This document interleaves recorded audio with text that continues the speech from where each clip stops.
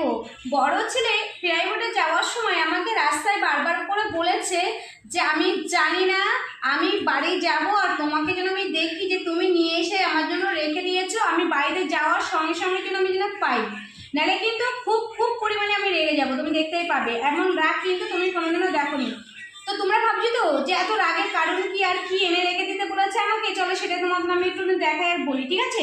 সেটার কারণ হচ্ছে এই যে এইটা।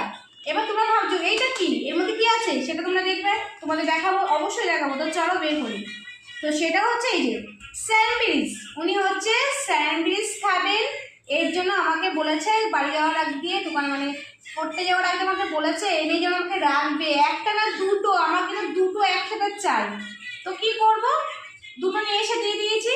তোমাদের বাড়ির বাচ্চা কাচ্চা কি এরকম করে? অবশ্যই কিন্তু কমেন্ট করে জানিও। আমাদের বাড়ির থেকে কি তোমাদের বাড়িতে বেশি করে না কম করে, সেটা কিন্তু অবশ্যই জানিও। আর আমার এই দুষ্টু বদমাস বড় ছেলের ভিডিওটা তোমাদের কেমন লাগলো অবশ্যই জানিও, মানে এই যে বায়না করছে যে সেই বায়নার ভিডিওটা। তো চলো টাটা, বাই বাই।